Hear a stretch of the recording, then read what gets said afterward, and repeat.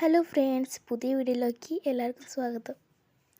ഒരു മനോഹര ജീവിതകഥ.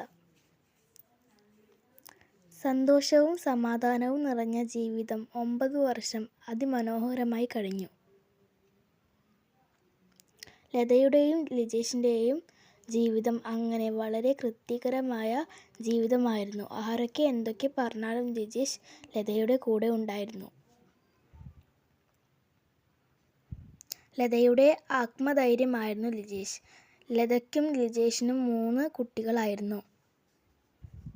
ഇതിൻ്റെ ഇടയിൽ ലിജേഷിൻ്റെ സ്വഭാവമാറ്റം താങ്ങാനാവുന്നതിലും അപ്പുറമായിരുന്നു ലതയ്ക്ക്. പിന്നീട് ഒരു ദിവസം അവളോട് ലിജേഷ് പറഞ്ഞു, "നിന്നെ നിന്റെ വീട്ടുകാർ എൻ്റെ തലയിൽ കെട്ടിവെച്ചതാണെന്ന്" പറഞ്ഞ് ലതയെ സങ്കടപ്പെടുത്തി. ലത എന്ത് നല്ല കാര്യവും ചെയ്താലും ലിജേഷ് അവളെ കുറ്റപ്പെടുത്തും. അവൾ ചെയ്ത ഏതെങ്കിലും ഒരു നല്ലത് അവൻ്റെ മനസ്സിലുണ്ടാവുകയില്ല. എല്ലാ കാര്യത്തിനും അവളെ കുറ്റപ്പെടുത്തുന്നത് കൊണ്ട് അവൾക്ക് എന്നും സങ്കടമായിരുന്നു. അവളെ വെറുപ്പിക്കുന്നത് ലിജേഷിൻ്റെ ഒരു ഹോബിയാണ്. അവൾ അടുത്തു വന്നാൽ വിയർപ്പ് മണമാണ് എന്ന് പറഞ്ഞ് അവളെ ദേഷ്യപ്പെടുത്തും. അവൾക്ക് അതൊന്നും ഇഷ്ടമല്ലായിരുന്നു.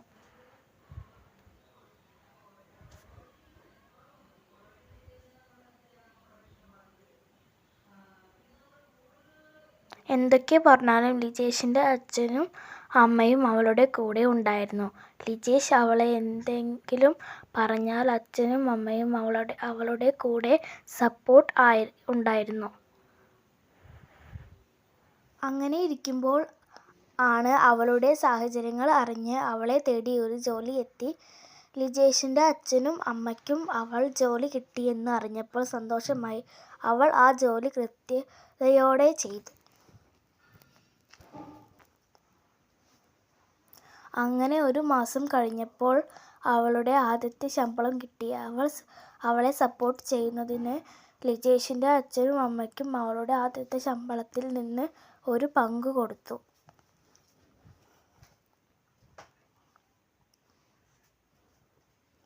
അങ്ങനെ അവളെ സപ്പോർട്ട് ചെയ്ത അച്ഛനെയും അമ്മയെയും സന്തോഷപ്പെടുത്തി അവർ സുഖമായി ജീവിച്ചു. കഥ ഇഷ്ടപ്പെട്ടു വിചാരിക്കുന്നു. ഇഷ്ടപ്പെട്ടാൽ like or subscribe. Thank you for watching.